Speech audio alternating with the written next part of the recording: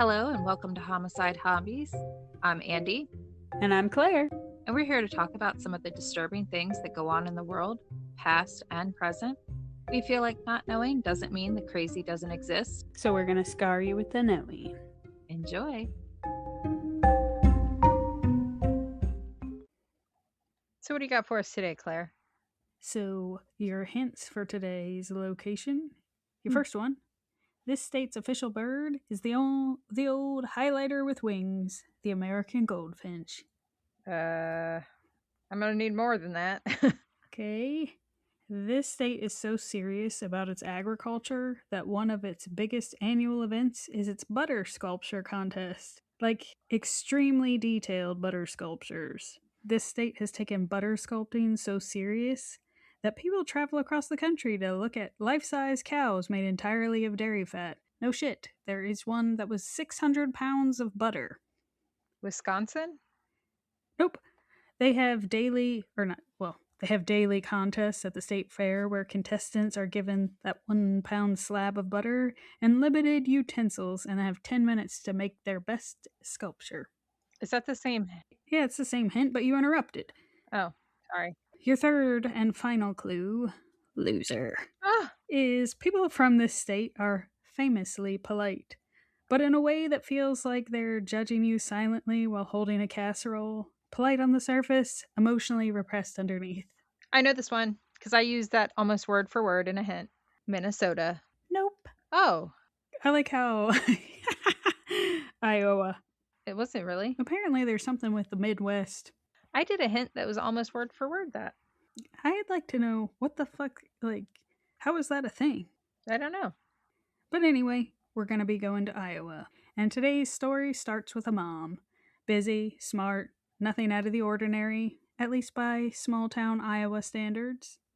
The kind of person who remembers everyone's birthday and probably alphabetizes her spice rack in her free time. What? Her name. Are you telling me there's people that don't organize their spice racks in alphabetical order? I don't have time for that. Oh. Makes it easier to find them. Yes, I could see where that could be the case, but really, you have like your staple seasonings that those are always in the front. It wouldn't help me if they were in order. I have a rack, mine are in alphabetical order, and then on a shelf are my go-tos. You know, the nature seasoning that the menfolk love. Your fast movers. Yeah. Anyway, Yeah. continue. This gal's name is Traci Richter. Now, Tracy and her husband Mike have a comfortable life. This is Tracy's second marriage.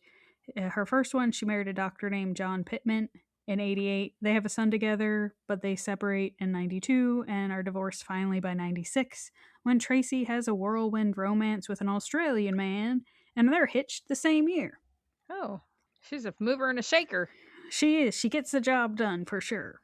Not really, because it's her second marriage, so. She wasted no time. Sure didn't. Still, her and her ex-husband are going to be going back and forth in court over custody of their firstborn, but nothing crazy. And Tracy and her second husband would have 2 kids together.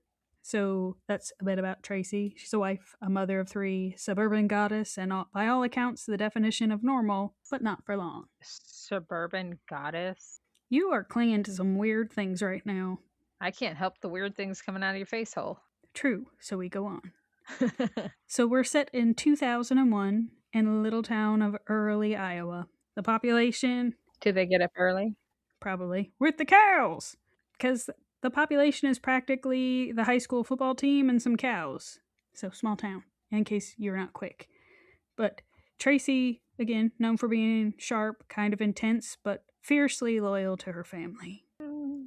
And on one evening, things take a violent turn. On December 13th, 2001, at 6:50 p.m., a 911 call is received that immediately sets off alarms. The woman on the line is frantic, her breathing uneven, her voice is shaky. Her name is Traci Richter. She's 35 years old at this point. She tells dispatchers 2 men just broke into her home. One of them tried strangling her with pantyhose, but she fought him off. One of them she shot, the other ran away. Oh. Mind you, Tracy is home alone with her 3 kids, who are 11, 3, and 1 when all this goes down. So she's beyond shook up, and she needs help. I feel like the second she shot someone, she needed help, whether she's home with 3 kids or not. Yeah, but I feel like you could probably sympathize with the fear of she's got, I mean, 2 young kids, but 3 children. She's home by herself. And keep in mind, it's the winter, so I feel like it was real dark by then.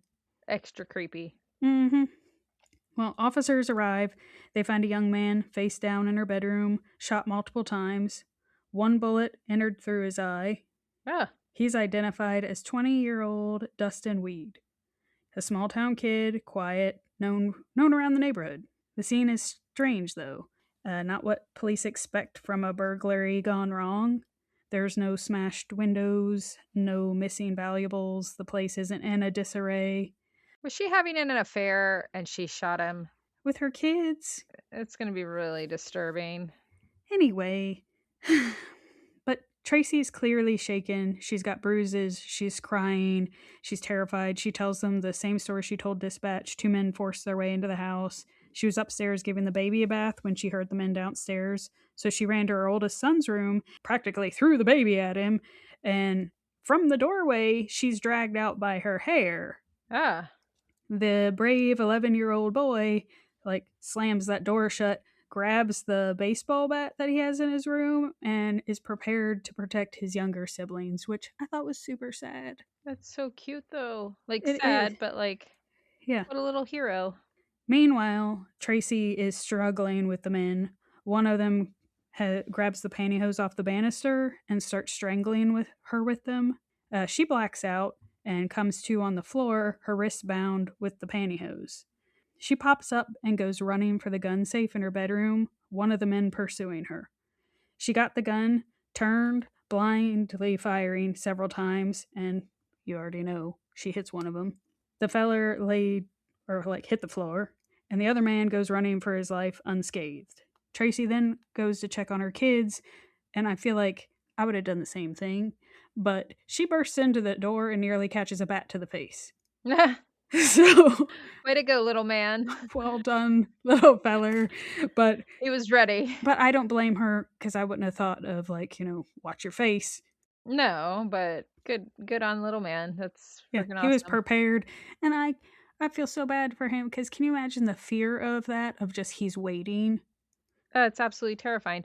But it's nice to know he's not one of those people that just even as Peeing in the corner. Well, even as adults, somebody will grab a weapon, but they're not prepared to use it. So they're just standing there. They end up losing whatever said weapon is, and it's used on them. It's nice to know that at 11 years old, he's literally ready to back his basically threats and carry out his defense. I mean, what a brave little guy. And it's a good thing he doesn't have the accuracy of his mother, because she'd have been taking a nap for sure. But Tracy tells officers that she thinks this was a setup by her ex-husband, since they're in the throes of a custody battle over the 11-year-old, saying how she left him because of his bullying and being a philanderer.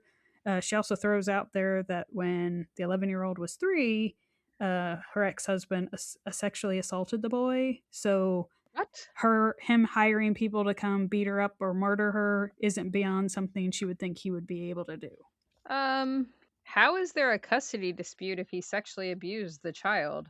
I feel like since it's probably still in court, and if there's no proof of anything, but 11-year-old Bert tells officers that he was watching TV in his room when all this happened, and when the man came and grabbed his mom, and so he saw that. Yeah, that's sad. And how he was in the room protecting his siblings with the bat. But officers, when they're investigating, they can't figure out why Dustin, the seemingly quiet small town kid, would break into anyone's house, let alone Tracy's, because he knew Tracy. And when they tell Tracy who the dead man in the house is, she's shocked and confused, because Dustin's mom was the realtor that sold them the house in '98, which was just a few short years ago. But beyond that, Dustin had been coming over to the house pretty regular, working in Mike's small computer business that he ran out of the house. Something don't sound too right. Now, Mike had told Tracy to keep her distance from Dustin because he needed help, as he had emotional or psychological problems. He wasn't sure which, but he tended to get aggressive during certain moments, so he was just telling his wife, just steer clear of him, but I'm taking him under my wing because I want to help him. But Dustin doesn't have any criminal, he doesn't have any criminal background. He's just a troubled soul. Just more of a special needs kind of thing is what it sounded like to me. Well, whatever. Now, breaking and entering, like I said, is way out of his character. But sure, people do weird things all the time, and there is a first for everything, and I assume breaking and entering also. And he's young. Yeah, and we've seen plenty of times when people fall under the influence of others and make poor decisions. And Dustin's car is parked out front.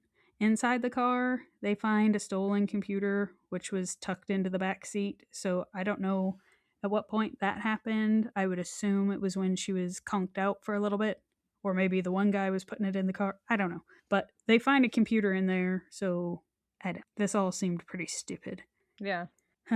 But Mike was out on a business trip when all this goes down, and he's expected home later that night. So that's why he wasn't home, in case you were curious. Awfully suspicious. And I'm just calling it now. If she has a second husband trying to off her, then we need to reevaluate our life choices here. The way I saw it is it's not really that surprising, because if Dustin works in Mike's business, then he would know when he's gone, you know? Yeah.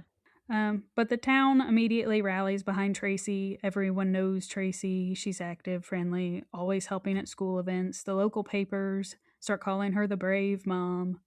And the town pretty much exhales like, okay, mystery solved, sorta. I guess it's less scary for people if they think something horrible happened to them because they're targeted rather than a random burglary gone bad. And I guess I can see where that could be comforting if you're not that person. I guess. Well, it's not, because you've got to figure the other dude's still out there. But it's just like if this was an attack on Tracy rather than a random freak event, you know? It's just Tracy protecting herself and her kids from a crazy man or two. Case practically closed, except, like I said, police still can't track down that second intruder Tracy mentioned.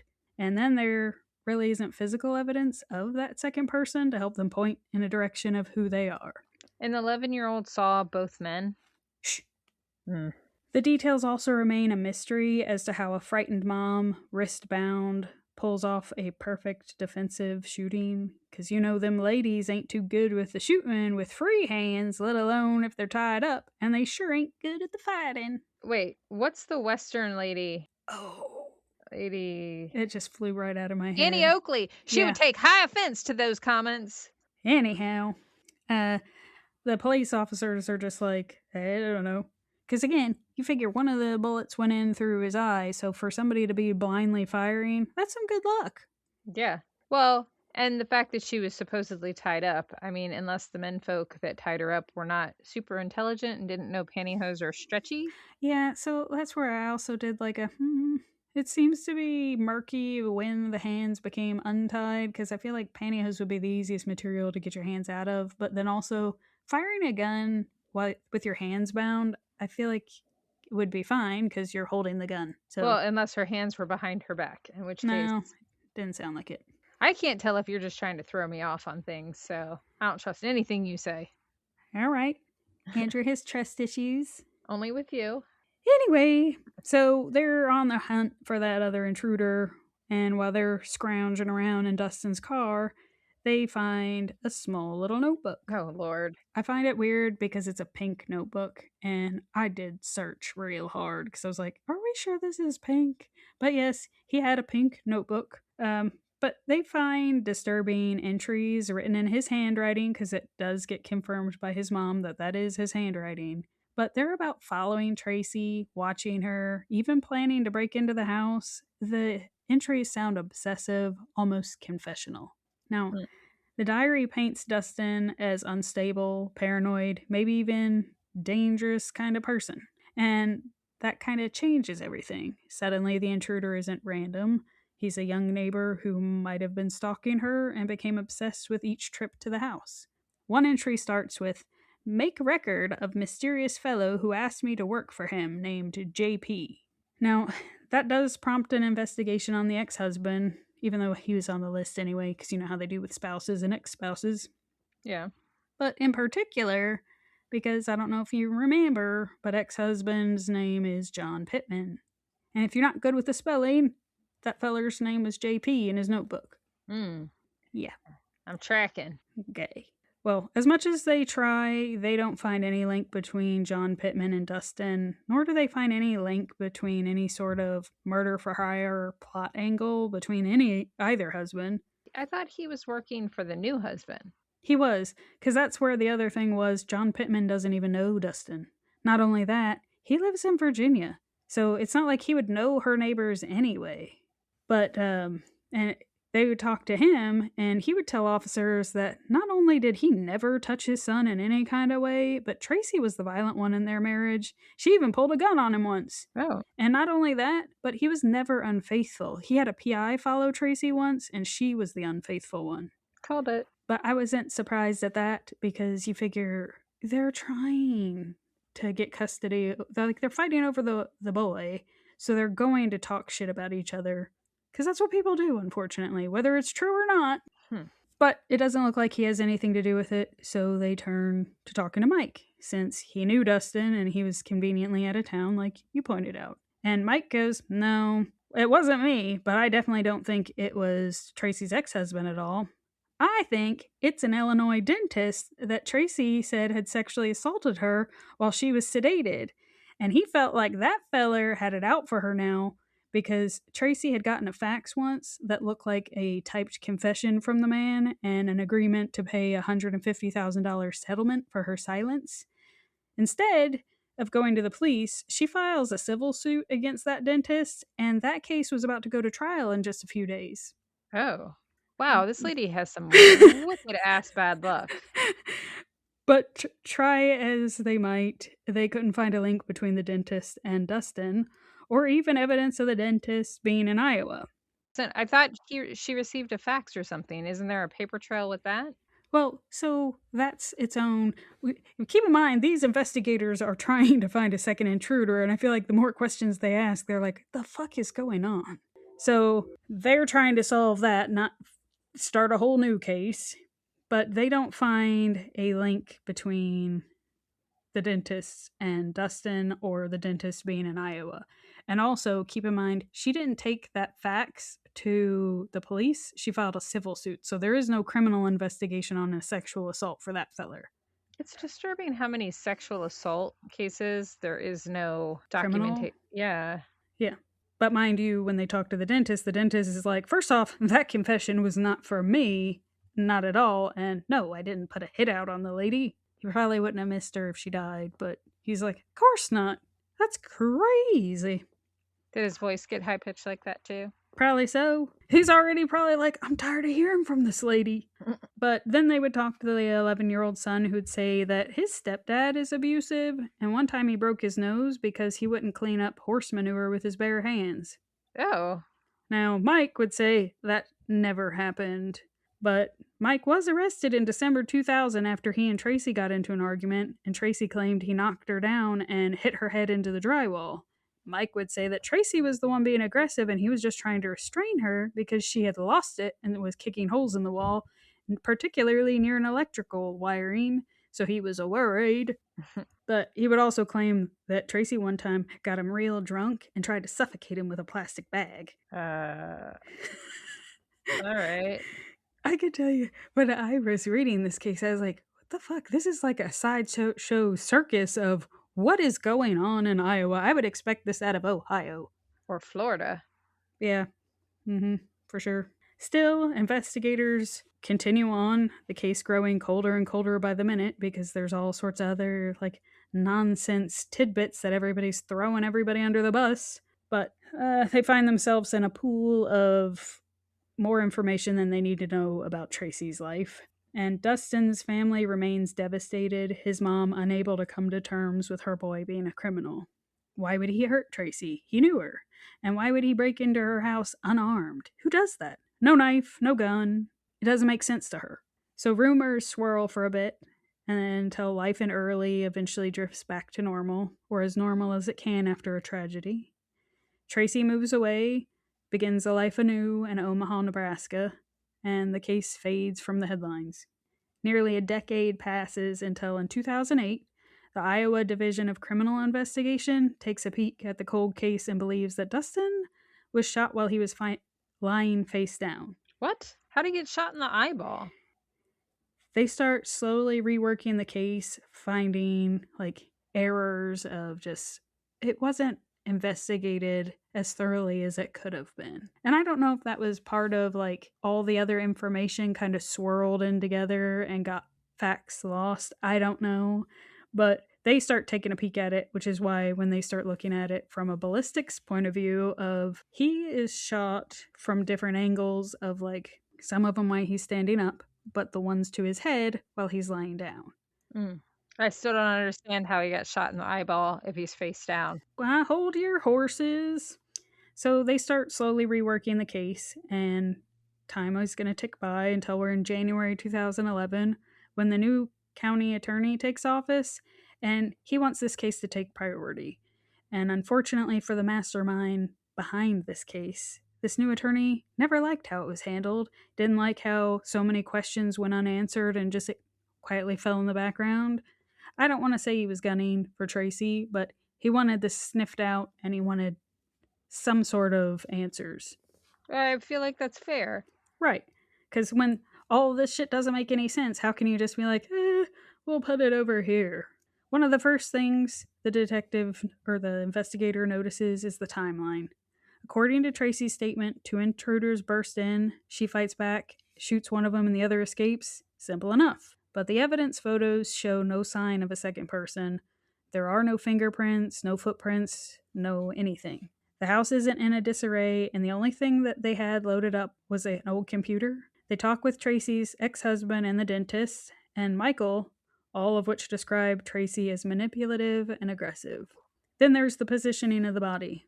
Dustin's found face down near the bed, not in a doorway, not halfway through a window, just well placed. Almost like he'd been there before the chaos started.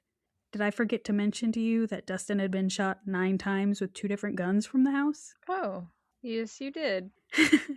He was shot with a 9mm handgun and a .22 revolver, which is a real out of the normal self-defense kind of strategy.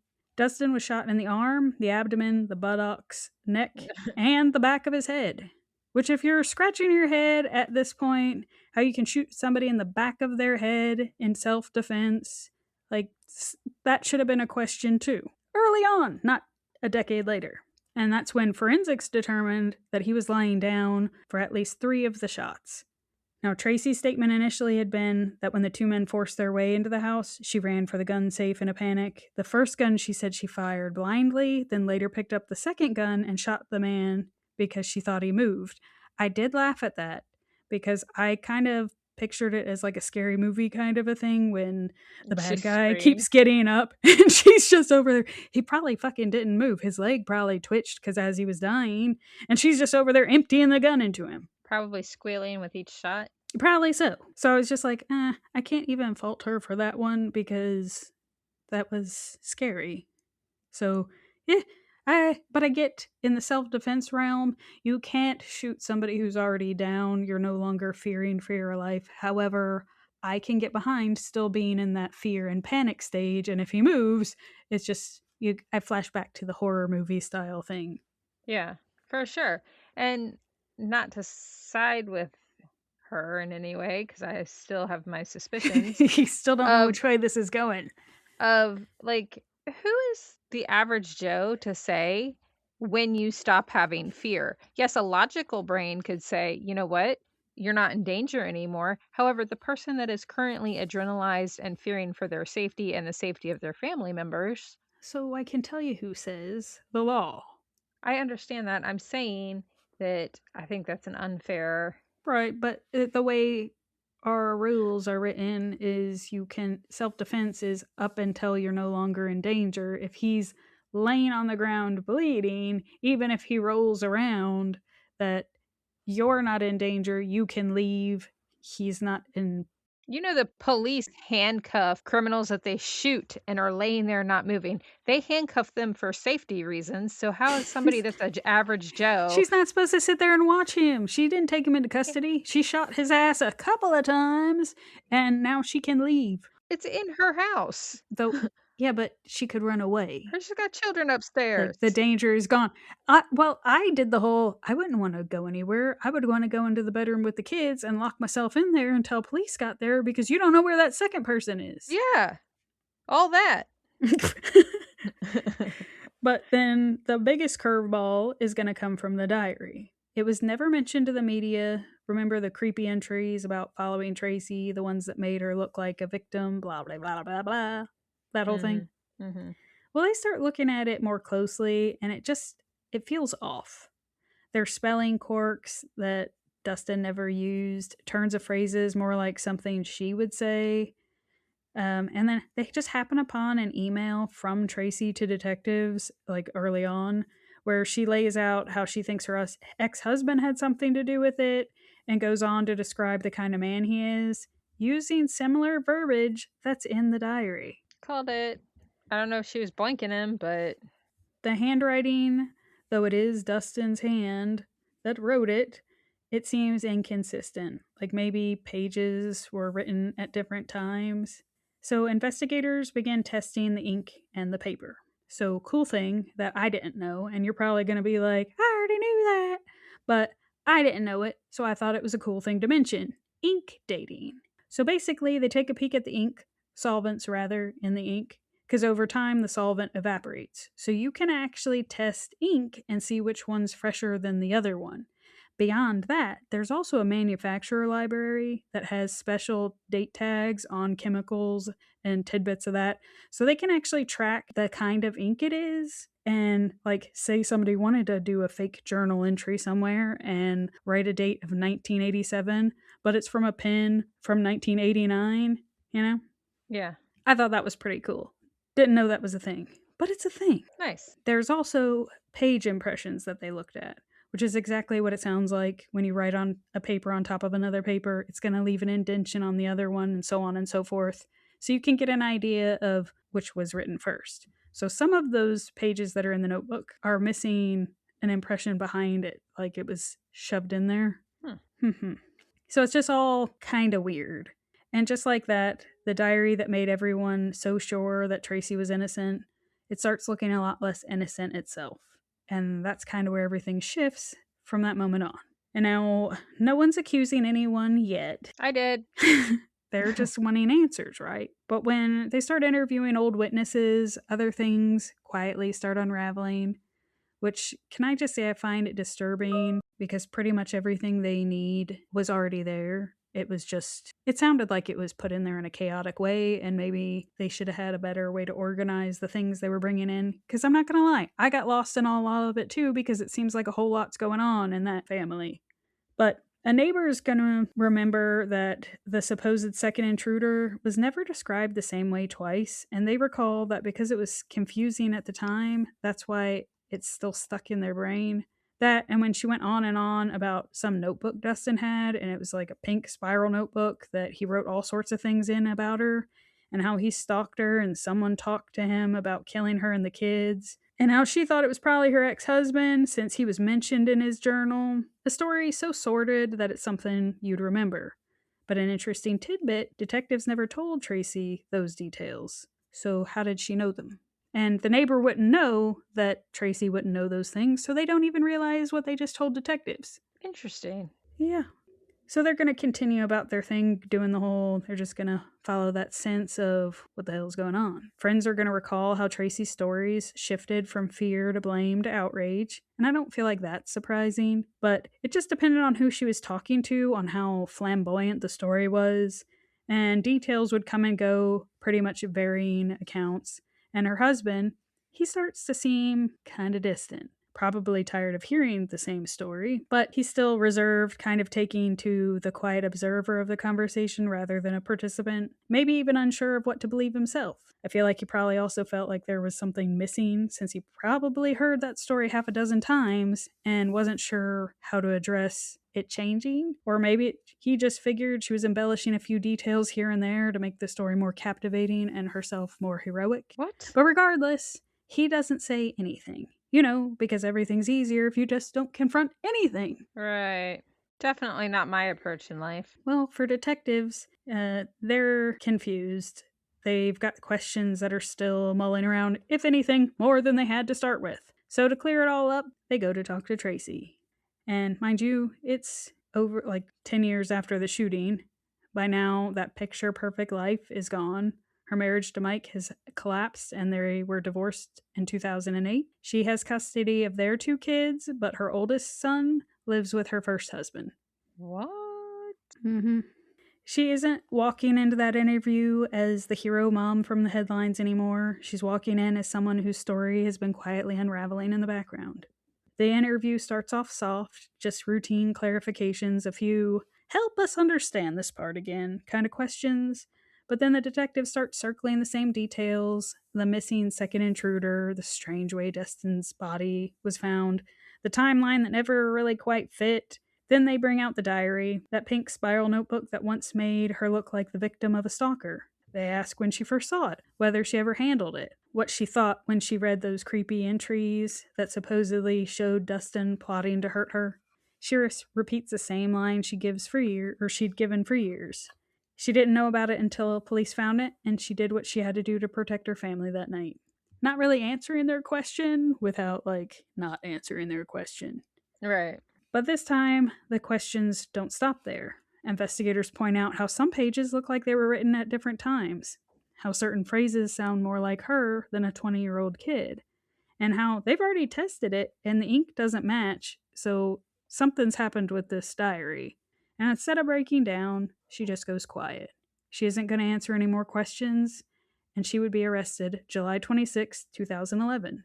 She's charged with first-degree murder, and she would certainly opt for a speedy trial because it starts in November of the same year. Yikes. That's freakishly fast. Well, I don't know if that was a case of there's really not a whole lot of evidence here. She's not saying she didn't shoot him. So I feel like they wanted to push for a speedy trial because what else are they going to be doing? Like, the facts are already there. She was protecting her kids. So the story changes from self-defense to something much darker. Prosecutors say that she's not a panicked mom fighting for her life. This is a production. They argue that she lured Dustin to the house, sat him down with his pink notebook, had him write out a made-for-TV kind of plot, that her ex-husband, Dr. John Pittman, hired him to kill her and her son as part of a bitter custody war. Which is the only thing I thought of when I was just like, that's a weird strategy. Because why would he kill the kid that he wants custody of? Yeah, you'd think if you offed her. Yeah, she's the problem. Yeah. Then, once the script was finished, they say she shot Dustin 9 times, not just to silence him, but to frame her ex and gain leverage in that ongoing custody battle. Which she didn't even get the kid in. Right. Prosecutors point out that Dustin wasn't a masked monster out of nowhere. He was the awkward neighborhood kid, the one who'd done little computer and copy jobs for Tracy and Michael, the one she'd personally asked his mother to send over to the house on occasions. He wasn't some seasoned criminal. He was a shy, struggling 20-year-old with learning disabilities. I was about to ask. Yeah, more vulnerable than violent. The kind of kid who went along with what other people wanted because he didn't really know how to say no. Poor baby. And that's what's going to make the prosecution's version so brutal. They say she didn't just pick a stranger, she chose someone she already knew, someone who trusted her, and used him as a prop in a story designed to destroy her ex-husband and save her own image. One prosecutor even described Justin as someone she saw as expendable, saying she sought out a life she thought was disposable when she pulled him into her drama.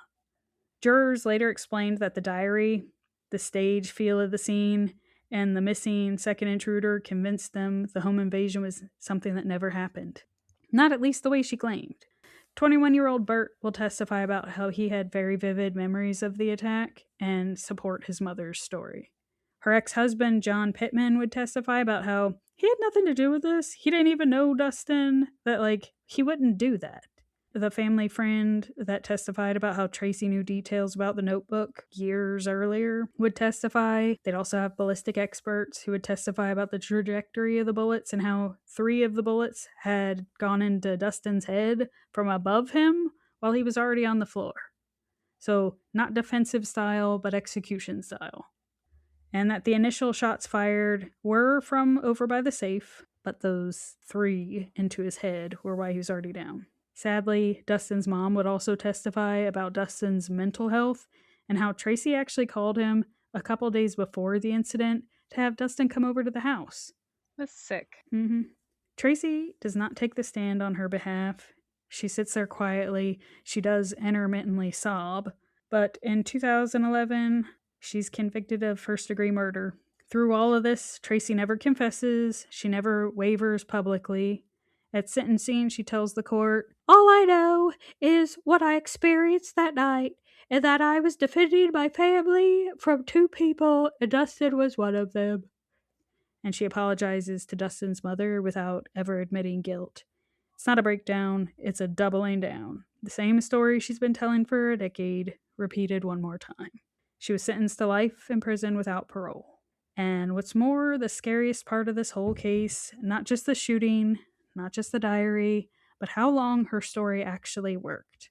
How convincing it was, how easy it was for a town, a husband, even investigators, at first, to believe a version of events that felt tidy and heroic, right up until the moment the ink, the evidence, and that tight little smile stopped lining up. I called it. Like, poor kid. I have such mixed feelings about this case because I think Tracy has problems. You think? I do not know if the dentist fondled her. I'd like to know how you think you were fondled if you were sedated. Her shirt was twisted. Well, I don't know. That one seemed confusing to me, but then I was just like, this kind of starts a pattern if she wrote a fake confession from the dentist, almost like a blackmail version of the thing, which is also why she opted to file a civil suit rather than a criminal. Because for me, I would want justice, not money, for the dentist side. And if she did that, then she went and forged a diary in order to manipulate again, Yeah. And I find those two stories interesting because they sound real familiar. But on the off chance, the thing that throws me off is the 11-year-old boy. Because if he weren't there, I'm confused at the whole thing. You mean she got Dustin to pull her by the hair? Like, it's confusing to me, and I get at this point, he's probably told the story or was told the story so much that that's the version he thinks is what happened. But it makes me curious if he saw two intruders or if it was like he even saw anybody before Dustin was dead on the floor, Yeah. Because imagine if your kids are in their room, you could run over, like tell somebody to grab baby, and then like pretend like you're being dragged out of the room and then just start. That could terrify a little kid. I would say so. So it's just like, it makes me curious how much he actually saw. And there's a reason you can't really trust eyewitnesses because after a while, your brain will play tricks on yourself. So, and then with how much his mother told that version, I'd have felt better if she confessed. Because then my brain spiraled of how sick would that be if her husband Mike had set it up with Dustin, Yeah. and that they still did the whole diary entry nonsense and she got somehow because like a double cross kind of a situation of she's usually the manipulative one, but he uses that to his advantage and somebody he's having help him. Now, mind you, I don't think at any point if Dustin was helping, he meant to be dead, but I also did the whole, what if she was sleeping with him? I think she was. He was more willing. And it be a case of she's doing her sob story, help me keep my boy, he wants to take my boy away kind of thing. Right. And he was more willing to help write that out because he was playing with her body parts. Right. And especially makes sense if he already knew when Mike wasn't going to be at the house. And it also explains if he's at all slow. Yeah, it's easy to manipulate. Mm-hmm. And not only that, but if the first husband does have evidence from a PI that she cheated in her first marriage, I hate to be like the whole once a cheater, always a cheater kind of a thing, but it kind of fits. Yeah. So I wish she would confess because I don't even think her apologizing to his mom is enough. No. Because if I accidentally shot somebody because they were breaking into my house and then found out it was somebody I knew, I would be very upset that the hurt that they were experiencing, I could be sorry that occurred and you're suffering without it being like, Yeah. I'm without words. And I'd like to say I did call it early on. And I do think she was sleeping with him because it explains a lot. She's got some serious issues. Even if she wasn't and was just kind of flirting with the maybe kind of thing, like if he had a crush on her and she was still manipulating him without. What's she look like? It's in the email. Is she pretty enough to have that kind of power over the boy? I don't think it's outside the realm. If you want to pull it up. Now, I think he probably wasn't wildly successful with the ladies. So I could see where if a nice lady, paid him any attention, she could manipulate without giving it up. But she touched his pee-pee. Yeah. I also thought it was crazy that who dries their pantyhose on their banister? I don't know. That's horrifying, especially for the 11-year-old. I can tell you, I realized it was pantyhose and not underwear, but it made me think of your case where the people get strangled with underwear. And it's just like, if I got strangled with my compression leggings or my pantyhose, I'd be real upset. I wonder if she tied those to herself. So that was the other argument at trial, that I got that picture of what her neck looked like. And they were saying it's real even.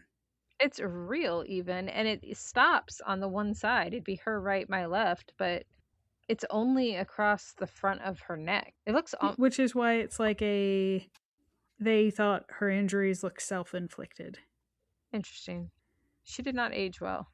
No. Because that picture of her during her trial, 10 years. She's 45 in that picture. Man, I look good. I know I'm not 45 yet, but you don't also have a pastime of strangling yourself with your pantyhose either. You don't know what I do with my free time. Yes, I was going to assume. But that'd be a fair assumption. I don't wear me no pantyhose. What is it? In panties? No. No. In Pretty Woman. I have a run in my pantyhose. Oh, I'm not wearing any pantyhose. Which is really weird. Which part? She's not wearing any pantyhose. There's just a really long stretch mark. Oh. Well, this lady looks batshit crazy, and I'm sad for the boy's mother because... I'm sad for the boy's mother and then her boy, because no matter which way you look at this one, either his mother is in jail because she was so fucking manipulative, like she's the queen of it, and so much so that he's still loyal to her and says that, like, there were intruders, she fought for her life, like he testified on her behalf. That's the worst part. So I can understand where she won't want to confess, because her son will for sure fucking wish she was dead. Or, like, the other side to it is this poor lady only fought to protect her children and is wrongly in jail. Neither one are a comfortable thing. No. God, that'd be so messed up, since they went back and it's like 10 years later of doing the investigation. If the first one, it was screwy, but because it was so screwy, it left it open to... Yeah. Well, that's why when I was reading through a lot of the stuff, I did want to read it with an open mind, because just like we've pointed out in other cases where when you get too much of a tunnel vision of this is the way it happened, I didn't want that to shape my opinion. But then I was trying to look at it from either side of, so I can understand where he was shot with two different guns because maybe the other one jammed, or that was all that was in it, so she grabbed the other one. I wouldn't stop to reload it either. There's another one right there. So, and if you go and check on your kids and then when you go to come back out that he's twitching or doing anything else, I don't blame her for shooting him a couple more times than when he's already down. I realize the law frowns on that. However, if she was really strangled to the point of blacking out and popped up and it all played out the way she said, then it's super fucked up, and I don't blame her for shooting him a couple more times. He was already on the way out, so... But I also know how many cases we've done where the simpletons are manipulated super easy, whether it's to confess to something that he didn't do or to be utilized in somebody else's plot, is just disgusting. Yeah. The only thing that kept me from fully being like, she 100% is a piece of shit, is her boy. He said there were 2 intruders, so... Maybe she had him... Okay, so you know the one case I did where the woman kind of does the same thing, where she has the feller chase her through the house and pretend and act like it's for a movie script or whatever. Pamela Hupp, that was my case. But she told him she was going to fake call 911 and the gun was fake and all this, that, and the other. And then she really called 911 and then she really shot him. I wonder if she had this guy kind of like play along and Yeah. then she really killed him. Well, it does make me wish she would just come clean. And I almost wish her son would be like, did this actually happen? But I feel like he's believing his own memory so much that he's not going to. Because I feel like maybe she would tell the truth to him. Maybe. I know this makes me sound like a horrible person, and a lot of people out there are going to be like, you did what? But years ago, Jason and I were having a debate on like how easy is it to brainwash a child. Oh, So God, Andrea. Well, you did convince the littlest one that it was not snowing. to be fair, it didn't snow here. It snowed at my husband's shop, which they're only 10 miles away from each other. But it I didn't did realize it actually snow. snowed at his shop. And when he was like, it snowed today while we were at Daddy's work. And I was like, no, it didn't. And he was like, I thought it did. But anyway, no. So I was telling Jason and I were having a debate on like how easy is it to like brainwash a child. So I didn't want to brainwash my kids with something like crazy. So I started telling them some story about, hey, do you remember that time that we painted your hair blue and did like, How you know what old I were mean? they? 7 and 9. Did And they say yes? they still to this day insist that that was not a story I told them. They remember us doing that. And I can assure you, I never sent them to school with blue hair. But to this day, they still that's like a memory of theirs, and they remember. I even went as far as having them remember. I was like, "Do you remember we ran out of the blue, so we had to paint his green?" Or I don't remember. I don't even remember the story anymore. But it was just so far fetched and crazy. But to this day, they both remember that like it was something that happened. You are sick. I realize that, but it's not like I put some demented story in their little brains, but they will tell you that story like it happened.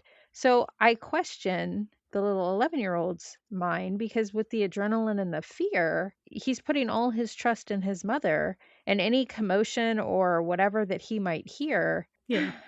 it will help shape that.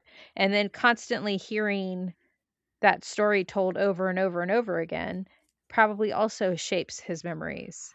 That's what I was saying. And now it's just gotten to the point where it's been so long that, because how many times you figure have we done cases where everything's hinged on a witness account, and then once that's like unraveled, the rest of it like Falls apart. Yeah. right. So if you take that aside and everything else points to this doesn't smell right, that it's just like I feel like that could be a case if she told this recount or the like her recount to him so much, or he was there for it so much that he was just like very easily manipulated as well. But it's real sad either way. Yeah. No matter how you slice it.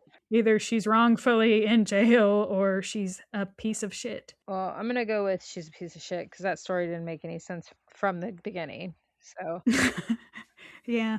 and I can tell you if I'm shooting at a body that's moving, I'm not standing over it. I'm not getting anywhere near that thing. Yeah. I wouldn't have gone back in. No. But that's where prosecutors were like, she had to, because if he would have lived, he would have told the tale. Well, yeah. On that side of things, that makes sense. Yeah, well, on that side, but then I was also thinking of like, if, say, for example, it happened in our living room and I would have to pass the body to get out of a door and it moved, I would shoot it again. I wouldn't be thinking, what does the law say? I would be thinking, oh, it moved. And I'd be like, oops. I want to hear a 911 call. Yeah. I'd be interested to hear that. Yeah. Well, that's all I Well, got. thanks for that. It was a good bedtime story. Because you've been sick a very long time.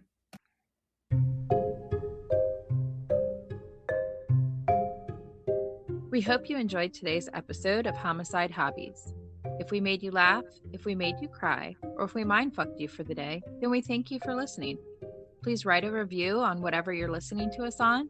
Tell your friends, tell your family, tell your coworkers. We're freaking awesome. And join us next week for another episode of Homicide Hobbies. I'm Andy. And I'm Claire. That's all we've got.